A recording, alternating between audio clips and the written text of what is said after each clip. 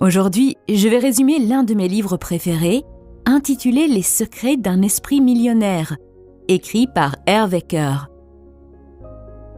Dans ce livre, Ecker parle de 17 différences principales entre les gens riches et les gens pauvres. Gardez à l'esprit que lorsque je parle de millionnaires, je fais référence aux personnes qui ont gagné leurs millions par des moyens légaux, éthiques et moraux. Et quand je dis pauvres, je ne veux pas déprécier les gens pauvres. En fait, j'ai été pauvre la majeure partie de ma vie. Quand je dis pauvre, je fais référence à leur état d'esprit. Si vous regardez la vidéo jusqu'à la fin, vous pouvez dire que vous avez lu ce livre parce que j'ai couvert les 17 différences d'une manière très simple. Première différence. Les riches pensent grand, les pauvres pensent petit. Avez-vous déjà fait des courses et passé plusieurs heures dans plusieurs magasins pour trouver les produits les moins chers afin d'économiser 50 à 60 centimes? Si vous avez fait cela, vous avez une mentalité de pauvre. Je suis désolée de dire cela, mais laissez-moi vous expliquer. Bien sûr, ce n'est pas une mauvaise chose d'économiser de l'argent pendant que vous faites vos courses, mais cela change quand il s'agit de savoir combien vous économiserez par rapport au temps que vous passerez pour cette économie. Si vous passez 1 heure à chercher les oranges ou les tomates les moins chères pour économiser 60 centimes, la valeur de votre heure est de 60 centimes. En comparaison, les personnes riches ne se soucient pas d'économiser 60 centimes. Elles comprennent la valeur de leur temps et pensent constamment à des projets ou à de nouvelles choses qu'elles peuvent faire pour que la valeur de leur heure soit égale à 6 000 $ ou 60 000 $. Deuxième différence. Les riches choisissent d'être payés en fonction des résultats. Les pauvres choisissent d'être payés en fonction du temps. J'entends très souvent des gens se plaindre qu'ils méritent un meilleur salaire simplement parce qu'ils travaillent pour l'entreprise depuis plus de 5 ans. Mais en réalité, les choses ne se passent pas ainsi. Par exemple, si je passe 80 heures à produire une vidéo de mauvaise qualité, la regarderez-vous simplement parce que j'y ai consacré 80 heures? Bien sûr que non. Vous ne vous souciez pas du temps que j'ai passé. Vous ne vous souciez que de savoir si la vidéo est bonne pour vous ou non. Si ce n'est pas le cas, vous arrêtez de la regarder. Personne ne se soucie du temps que vous consacrez à quoi que ce soit. La vraie question est de savoir si vous pouvez fournir quelque chose de valable. Il s'agit du résultat, pas de l'effort ou du temps passé. Troisième différence, les riches pensent les deux. Les pauvres pensent l'un ou l'autre. Les pauvres pensent qu'il n'y a pas assez et qu'on ne peut pas tout avoir. Les riches pensent qu'il y a assez pour tout le monde et qu'on peut avoir tout ce qu'on veut vraiment. Les pauvres croient à la rareté. Les riches croient en l'abondance. Voulez-vous une carrière réussie ou une bonne relation avec votre famille? Pourquoi pas les deux? Voulez-vous vous concentrer sur les affaires ou vous amuser et jouer? Voulez-vous une petite amie blonde ou brune? Pourquoi pas les deux? La dernière était une blague, mais vous avez compris l'essentiel. Les riches veulent toujours les deux. Les pauvres en choisissent toujours un. Les pauvres voient le monde comme un gâteau et croient que tout le monde va prendre une part et que le gâteau sera bientôt fini. D'un autre côté, les riches voient le monde comme un buffet ouvert. Une fois le plat terminé, la serveuse en rajoute et vous pouvez manger autant que vous voulez. Les pauvres pensent qu'ils doivent choisir entre l'argent et les autres aspects de la vie. Mais devez-vous choisir entre l'argent et le bonheur? Non, bien sûr que non. L'argent est important et le bonheur l'est aussi. Vous pouvez avoir les deux. De nombreuses personnes ont des sentiments négatifs à l'égard de la richesse. Ils pensent que devenir riche vous rend mauvais. C'est pourquoi ils pensent qu'ils doivent choisir entre être riche et être une personne gentille. Ils choisissent donc d'être gentils et de rester fauchés. Vous avez probablement entendu quelqu'un dire « cette personne a vraiment changé après être devenue riche » ou « l'argent a beaucoup changé cette personne ». Je crois vraiment que l'argent ne change pas. L'argent fait de vous davantage ce que vous êtes déjà. Si vous êtes une personne gentille, l'argent fait de vous une personne gentille et riche. Si vous aimez aider les autres, l'argent vous donne la possibilité d'aider encore plus de gens. D'un autre côté, si vous êtes un crétin, l'argent fait de vous un crétin riche. Si vous faites des choses mauvaises après être devenu riche, cela signifie que vous étiez déjà mauvais. Avoir de l'argent ne fait que le rendre évident. Quatrième différence. Les riches se concentrent sur les opportunités, les pauvres sur les obstacles. C'est ma préférée. Chaque fois que j'ai une nouvelle idée, je la partage avec les gens pour avoir un retour. Il est très rare de voir quelqu'un qui reconnaisse les problèmes liés à l'idée mais qui, en même temps, se concentre sur les opportunités qu'elle peut apporter.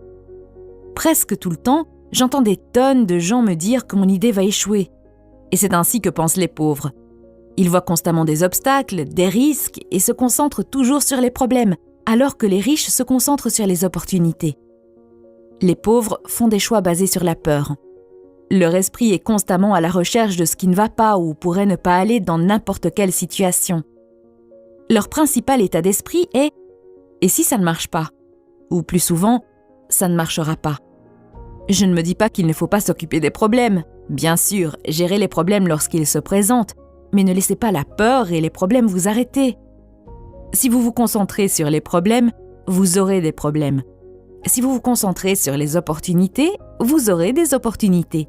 C'est une simple loi universelle.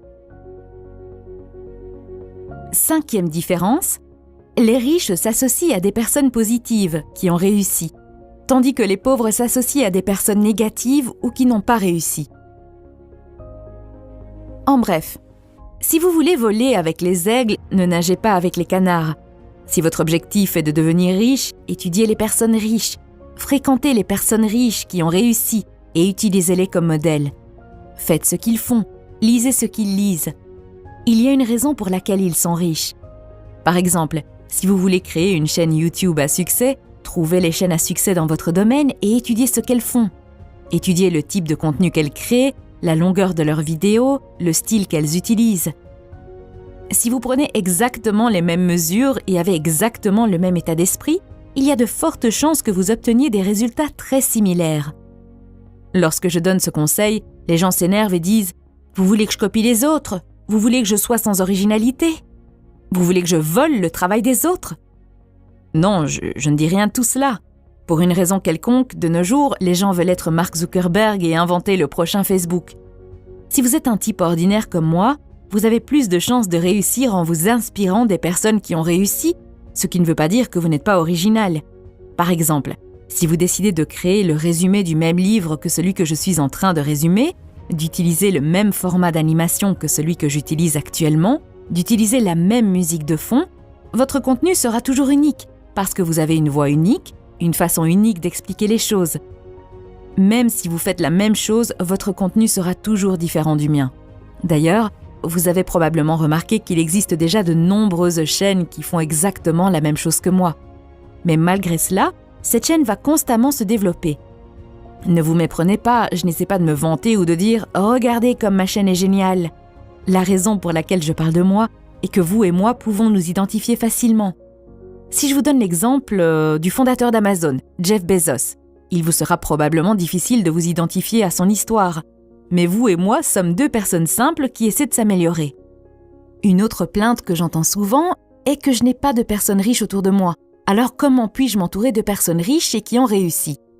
Écoutez, vous n'êtes pas obligé de les avoir, vous pouvez simplement trouver des personnes qui ont réussi et lire leurs livres ou regarder leurs vidéos.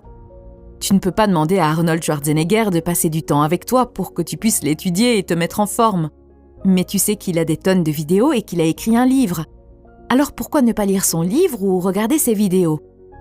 Personnellement, je n'ai pas d'amis riches dans mon entourage. Les auteurs de ce type de livres sont des amis riches pour moi. Je traîne avec eux en lisant leurs livres, en regardant leurs vidéos et en écoutant leurs podcasts. 6e différence. Les riches savent ce qu'ils veulent et s'engagent à l'obtenir. Les pauvres veulent simplement être riches. Imaginez que vous et votre ami traînez dans le centre-ville et que vous voulez manger une baguette. Votre ami s'approche du stand et dit « Bonjour, je veux acheter une baguette. Donnez-moi une baguette, s'il vous plaît. » Le vendeur derrière le stand sera probablement confus et demandera quel type de baguette votre ami veut, car il existe de nombreux types de baguettes. C'est exactement la même approche que les pauvres utilisent lorsqu'il s'agit de devenir riches. Ils veulent simplement être riches, mais ils ne savent pas à quoi ressemble une vie riche pour eux.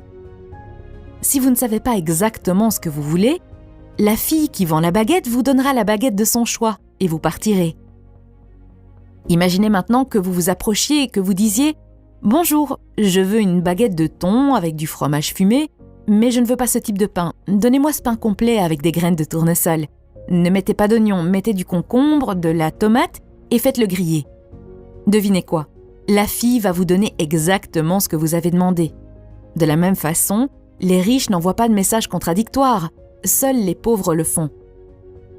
La raison numéro 1 pour laquelle la plupart des gens n'obtiennent pas ce qu'ils veulent est qu'ils ne savent pas ce qu'ils veulent. Vous devez savoir à quoi ressemble une vie riche pour vous et avoir un plan pour y parvenir. Par exemple, pour moi, une vie riche signifie avoir la liberté de travailler quand je veux, où je veux. Je veux pouvoir prendre un taxi quand je veux. Je n'aime pas prendre les transports en commun et me sentir en sueur, surtout si je dois me rendre à une réunion importante. Lorsque je vais au restaurant, je veux pouvoir ouvrir le menu et choisir ce que je veux, sans regarder d'abord la colonne des prix. Je veux pouvoir emmener mes parents en vacances 2 fois par an. Je veux pouvoir aider les gens qui m'entourent lorsqu'ils ont des difficultés financières. Je veux pouvoir me réveiller à 11h le mardi et aller me promener dans le parc et respirer, tout simplement. Je veux pouvoir aller à la salle de sport au milieu de la journée et revenir quand j'en ai envie. C'est ma vie riche et j'ai le plan pour y arriver. Différence numéro 7. Les personnes riches sont prêtes à se promouvoir et à faire valoir leurs valeurs. Les gens pauvres ont une opinion négative de la vente et de la promotion. Permettez-moi de l'expliquer ainsi. Si vous aviez un remède pour une maladie quelconque, le cacheriez-vous à une personne qui en souffre? Je ne pense pas. De la même manière, si vous croyez que ce que vous avez à offrir peut vraiment aider les gens, il est de votre devoir de le promouvoir. C'est votre obligation de le promouvoir. En ne le promouvant pas, vous rendez un mauvais service aux gens. Peut-être que le produit que vous vendez est le produit qui peut changer ma vie, mais si vous n'en faites pas la promotion, je perds la chance de changer ma vie. Le refus de la promotion est l'un des plus grands obstacles à la réussite. Les personnes qui ont des problèmes avec la vente et la promotion sont généralement fauchées. Comment pouvez-vous créer un revenu important dans votre entreprise si vous n'êtes pas prêt à faire savoir aux gens que votre produit ou vos services existent? Quel que soit votre travail, vous devez être doué pour la vente et la promotion. Presque tous les aspects de notre vie impliquent la vente. Par exemple, lorsque vous essayez de convaincre votre partenaire d'aller au restaurant au lieu de faire du shopping, vous vendez. Lorsque vous essayez de convaincre votre fille d'étudier, vous vendez. En fait, en ce moment même, je suis en train de vendre. Je vous vends ma vidéo et vous la payez avec votre temps. Vous payez avec des minutes de votre vie. Et je n'ai pas honte de vous vendre ma vidéo. Je n'ai pas honte d'en faire la promotion et de vous demander d'appuyer sur le pouce bleu et de vous abonner, parce que je sais que les idées de ce type de livre peuvent vraiment vous aider à changer votre état d'esprit. Différence numéro 8. Les riches croient à « je crée ma vie ». Les pauvres croient à « la vie m'arrive ». Si vous voulez créer de la richesse, il est important que vous croyiez que c'est vous qui êtes au volant. Les personnes pauvres traversent la vie en tant que passagers. En revanche, les riches sont toujours assis derrière le volant. Avez-vous déjà remarqué que ce sont généralement les pauvres qui dépensent beaucoup d'argent pour jouer à la loterie? En fait, ils espèrent fortement que quelqu'un va venir tirer leur nom d'un chapeau et leur fournir de l'argent, ce qui leur permettra de devenir riches. Selon Ecker, les pauvres justifient également leur situation. Ils disent des choses comme « l'argent n'est pas important, le bonheur et l'amour sont importants ». Ce genre de comparaison n'est pas correct. Laissez-moi vous poser une question. Votre jambe est-elle importante ou votre bras? Vous vous dites probablement « quelle question stupide, bien sûr, les deux sont importants ». Vous avez tout à fait raison. Les deux sont importants, de la même manière que l'argent et le bonheur sont tous deux importants. L'argent et l'amour sont tous deux importants. La nourriture et l'eau sont toutes deux importantes. Les pauvres accusent aussi les autres. Ce n'est jamais leur faute, c'est toujours la faute des autres. Ils se comportent toujours comme des victimes. J'ai 2 cousins qui ont grandi dans le même village, sont allés à la même école, ont eu les mêmes professeurs et avaient tous deux des parents pauvres. Aujourd'hui, l'un d'eux a beaucoup de succès et l'autre non. Et le plus intéressant, c'est que tous deux invoquent les mêmes raisons pour expliquer leur situation actuelle. Le cousin pauvre blâme le mauvais système éducatif, les parents pauvres, le gouvernement et le système pour son échec. D'un autre côté, le cousin riche a utilisé les mêmes raisons pour réussir. Il dit « Je savais que le système scolaire était mauvais et que mes parents étaient pauvres. C'est pourquoi j'ai commencé à m'instruire et à apprendre de nouvelles choses. Ils ne blâment personne ni rien. Une autre raison pour laquelle les pauvres sont pauvres est qu'ils se plaignent. Quand les gens se plaignent, ils se concentrent sur ce qui ne va pas dans leur vie. Il faut savoir que la chose sur laquelle vous vous concentrez va s'amplifier. C'est comme ça que l'on continue à avoir plus de ce qui ne va pas. Différence numéro 9. Les riches gèrent bien leur argent et les pauvres le gèrent mal. L'argent n'est qu'un outil, comme votre ordinateur ou votre téléphone. Donc, vous devez apprendre à vous en servir. Nous passons de nombreuses heures à apprendre comment utiliser un ordinateur.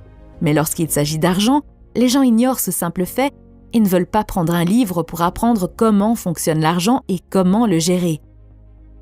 Pour moi, c'est insensé, car nous travaillons de 9h à 17h chaque semaine pour cet argent. Mais quand il s'agit d'apprendre à le gérer, beaucoup de gens échouent. Vu le nombre de pauvres qui se plaignent de leur situation financière, on pourrait penser qu'il est logique d'apprendre les bases de l'argent, mais ce n'est presque jamais le cas.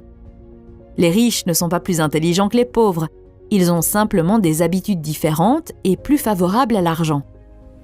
Pour maîtriser l'argent, vous devez le gérer. Dire « je commencerai à gérer mon argent dès que j'en aurai », c'est comme une personne en surpoids qui dit « je commencerai à faire de l'exercice et à suivre un régime dès que j'aurai perdu 5 kilos ». Commencez d'abord par gérer correctement l'argent que vous avez, puis vous aurez plus d'argent à gérer. Si votre fils ne sait même pas manier et entretenir son vélo, lui achèteriez-vous une voiture ? Bien sûr que non. La même logique s'applique à l'univers et à vous. L'univers dit « tant que vous n'aurez pas montré que vous pouvez gérer ce que vous avez, vous n'en aurez pas plus ». L'auteur dit même que si vous empruntez de l'argent pour vivre, vous devez apprendre à gérer cet argent. Le plus important est d'exercer les muscles de la gestion de l'argent pour que cela devienne une habitude. Il est très important de commencer par créer l'habitude. Par exemple, si votre objectif est d'aller à la salle de sport tous les matins pour pouvoir faire des squats avec 100 kg, vous devez d'abord apprendre à soulever une couverture d'1 kg avant de soulever un poids lourd de 100 kg. Si vous n'avez pas l'habitude de soulever la couverture et de vous lever du lit, vous ne pourrez jamais atteindre votre objectif. Pour bien gérer votre argent, l'auteur recommande de créer 5 comptes. Le compte d'investissement, le compte de loisirs, le compte d'éducation, le compte de dons et le compte de dépenses. Vous devez placer 10% de votre revenu après impôt sur votre compte d'investissement. C'est le compte qui va créer l'oie qui pond des œufs d'or. Ecker recommande également de mettre un montant égal, 10% sur votre compte de loisirs. L'argent sur le compte de loisirs doit être dépensé à la fin du mois pour des activités amusantes. Vous devez dépenser cet argent de manière à vous sentir riche et heureux. Si vous continuez à épargner, la partie de vous qui cherche à vous amuser finira par saboter vos autres comptes. Différence numéro 10. Les riches sont plus grands que leurs problèmes. Les pauvres sont plus petits que leurs problèmes. Le secret de la réussite n'est pas d'essayer d'éviter ou de se débarrasser de ses problèmes. Le secret est de se développer de manière à être plus grand que n'importe quel problème. Peu importe que vous soyez riche ou pauvre, vous serez confronté à des problèmes. La taille du problème n'est jamais le problème. Ce qui compte, c'est votre taille. Plus les problèmes que vous pouvez gérer sont grands, plus votre entreprise est grande, plus vous avez de responsabilités, plus vous avez d'employés et plus vous avez d'argent. Les choses que nous appelons problèmes ne sont en fait que des situations. Nous en faisons un problème. Respectivement, certaines personnes en font un problème, d'autres ne sont même pas affectées. Comment se peut-il que la même situation soit un problème pour l'un et pas pour l'autre ? Cela dépend de la personne, cela dépend de vous. Vous pouvez être licencié et déprimé toute la journée et vous plaindre, ou vous pouvez utiliser votre temps libre pour créer votre propre entreprise. Différence numéro 11. Les riches sont d'excellents récepteurs. Les pauvres sont de mauvais récepteurs. Un mauvais récepteur est une personne qui ne peut pas bien recevoir. Et que recevons-nous ? Nous recevons des éloges, des compliments, de l'argent, des cadeaux et bien d'autres choses. Beaucoup d'entre nous ont des difficultés à recevoir de telles choses. L'auteur dit que nous sommes conditionnés de cette façon. En grandissant, nous avons entendu des choses comme « c'est mal »,« tu ne fais pas l'affaire »,« qu'as-tu fait ?» Ces phrases renforcent tout le sentiment de ne pas être assez bon. Et le fait de ne pas se sentir assez bien est l'une des raisons pour lesquelles nous sommes de mauvais récepteurs. À partir de maintenant, acceptez tout ce que quelqu'un vous offre. Si quelqu'un vous dit que vous êtes beau, dites merci au lieu de « Quoi ? Non, j'ai l'air horrible aujourd'hui ». C'est aussi simple que ça. Dites simplement merci et recevez votre compliment. Ecker dit « C'est drôle, quand j'étais fauché et que je voyais un centime par terre, je ne me serais jamais penché si bas pour ramasser ce centime. Maintenant que je suis riche, cependant, je ramasse tout ce qui ressemble à de l'argent. Puis je l'embrasse pour lui porter chance et je déclare à haute voix « Je suis un aimant à argent. Merci, merci, merci. » Différence numéro 12. Les riches jouent le jeu de l'argent pour gagner. Les pauvres jouent le jeu de l'argent pour ne pas perdre. Dans le sport, les équipes qui jouent strictement en défense et pas en attaque ont du mal à gagner. Malheureusement, la plupart des gens jouent au jeu de l'argent en défense, où leur préoccupation première est la survie plutôt que la richesse et l'abondance. Les pauvres veulent avoir assez d'argent pour payer les factures. L'intention est une chose très importante, et lorsque votre intention est d'avoir assez d'argent pour payer les factures, devinez quoi ? C'est exactement ce que vous obtiendrez, rien de plus. Vous devez viser haut. Vous devez viser les étoiles pour pouvoir au moins toucher la lune. L'auteur dit « Si votre objectif est d'être à l'aise, il y a de fortes chances que vous ne deveniez jamais riche. Mais si votre objectif est d'être riche, vous finirez très à l'aise. » Différence numéro 13. Les riches font travailler leur argent pour eux. Les pauvres travaillent dur pour leur argent. Ecker dit « Je suis d'accord pour dire que vous devez travailler pour votre argent, mais pour les riches, cette situation n'est que momentanée. Pour les pauvres, c'est sans fin. Les riches pensent que pour que l'argent travaille dur et prenne votre place, vous devez d'abord travailler dur. Ils savent également que plus votre argent travaille, moins vous aurez à travailler. Le premier objectif devrait être de devenir financièrement libre le plus rapidement possible. Ecker définit la liberté financière d'une manière simple. La liberté financière, c'est la capacité de vivre le style de vie que vous désirez sans avoir à travailler ou à dépendre de quelqu'un d'autre pour l'argent. Et comment cela est-il possible ? Vous avez besoin d'un revenu passif. En bref, vous devenez financièrement libre lorsque votre revenu passif dépasse vos dépenses. De nombreuses personnes ne font pas la différence entre être riche et être libre financièrement. Ils pensent qu'il faut d'abord être riche pour être libre financièrement, mais ce n'est pas vrai. La liberté financière vient en premier parce que c'est plus facile et plus rapide à faire. Laissez-moi vous poser une question. Est-il plus facile de monter une échelle de 10 marches ou une échelle de 1000 marches ? Bien sûr, l'échelle à 10 marches est plus facile, non ? En utilisant cette analogie, nous pouvons dire que devenir libre financièrement, c'est comme monter l'échelle à 10 marches, et devenir riche, c'est comme monter l'échelle à 1000 marches. Essayez d'abord l'objectif le plus facile et soyez libre financièrement. Une fois que vous aurez un revenu passif et que vous n'aurez plus à travailler pour personne, vous pourrez utiliser ce temps libre pour devenir riche. Ecker raconte que dans son séminaire, l'une des étudiantes a réalisé que si elle louait simplement son appartement et déménageait dans un endroit moins cher, son revenu passif provenant du loyer serait suffisant pour couvrir toutes ses dépenses et qu'elle pourrait même économiser de l'argent. Et c'est exactement ce qu'elle a fait. Elle a loué son appartement, déménagé dans un endroit moins cher et plus exotique et s'est libérée financièrement. Ce n'est qu'ensuite qu'elle a commencé à monter son affaire et à devenir riche. Concentrez-vous donc d'abord sur l'échelle de 10 marches et sur la création d'un revenu passif suffisant pour que vous n'ayez pas à travailler pour quelqu'un. Une fois que c'est fait, vous pouvez alors penser au reste. Il existe 2 sources principales de revenus passifs. La première est l'argent qui travaille pour vous. Il s'agit des revenus d'investissement provenant d'instruments financiers tels que les actions, les obligations ou d'autres actifs qui prennent de la valeur. La deuxième grande source de revenus passifs est l'entreprise qui travaille pour vous. Il s'agit de générer des revenus continus à partir d'entreprises dans lesquelles vous n'avez pas besoin de vous impliquer personnellement pour que l'entreprise fonctionne et vous apporte des revenus. L'exemple le plus simple de cela peut être l'immobilier. Différence numéro 14. Les riches se concentrent sur leur valeur nette. Les pauvres se concentrent sur les revenus de leur travail. Lorsqu'il s'agit d'argent, la question que l'on pose le plus souvent est « Combien gagnez-vous » La question « Quelle est votre valeur nette » est rarement entendue. Un petit nombre de personnes parlent ainsi. La richesse se mesure par la valeur nette et non par le revenu du travail. Il en a toujours été ainsi et il en sera toujours ainsi. Pour connaître votre valeur nette, il vous suffit d'additionner la valeur de tout ce que vous possédez avec vos liquidités et vos investissements comme les actions, les obligations, les biens immobiliers, la valeur actuelle de votre entreprise si vous en avez une, ainsi que la valeur de votre résidence si elle vous appartient, puis de soustraire tout ce que vous devez. La valeur nette est considérée comme la mesure ultime de la richesse, car, si nécessaire, ce que vous possédez peut être transformé en argent liquide. Après avoir calculé votre valeur nette, tracez une ligne verticale sur une page. Mettez 0 en bas de la ligne et en haut de la ligne, écrivez votre valeur nette souhaitée, disons $1 million.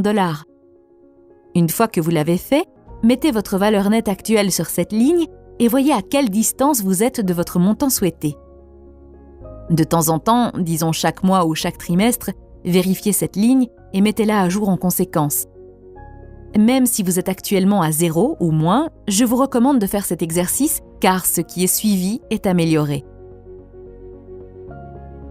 Différence numéro 15. Les riches agissent en dépit de la peur. Les pauvres laissent la peur les arrêter.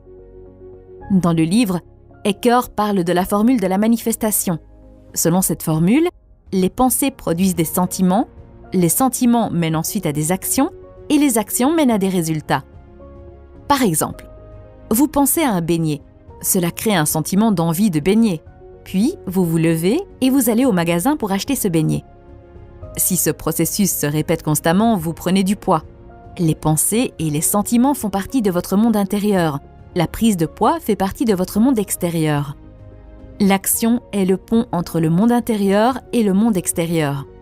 S'il n'y a pas d'action, vos pensées et vos sentiments sur la richesse sont inutiles.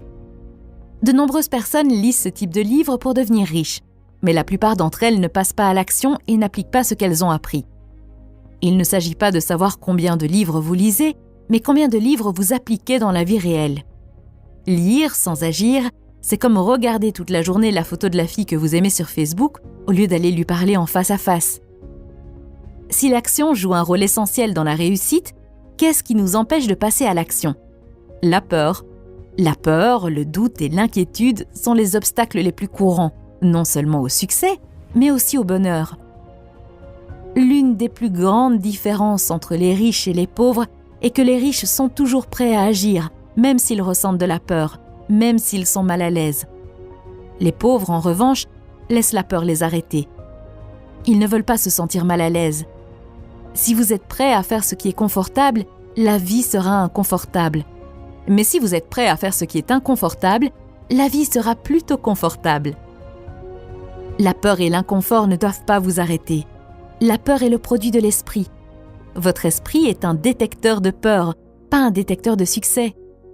Dès que vous commencez à faire quelque chose d'inconfortable, votre esprit vous montrera des dizaines de cas horribles afin de vous arrêter. Notre esprit est le plus grand écrivain de scénarios d'horreur. Entraîner et gérer votre propre esprit est la compétence la plus importante que vous puissiez posséder. Si vous voulez apprendre à contrôler votre esprit, je vous recommande de regarder ma vidéo sur le livre intitulé « Le pouvoir du moment présent ». Différence numéro 16. Les personnes riches apprennent et grandissent constamment. Les pauvres pensent qu'ils savent déjà tout. Ecker dit que les 3 mots les plus dangereux sont « je sais que ». La question est « comment savez-vous que vous savez quelque chose ?» Voici la réponse. Si vous le vivez, vous le savez. Sinon, vous en avez entendu parler, vous l'avez lu ou vous en parlez, mais vous ne le savez pas. Franchement, si vous n'êtes pas riche et heureux, il y a de fortes chances que vous ayez encore beaucoup de choses à apprendre. L'argent, le succès et la vie. Considérez ceci.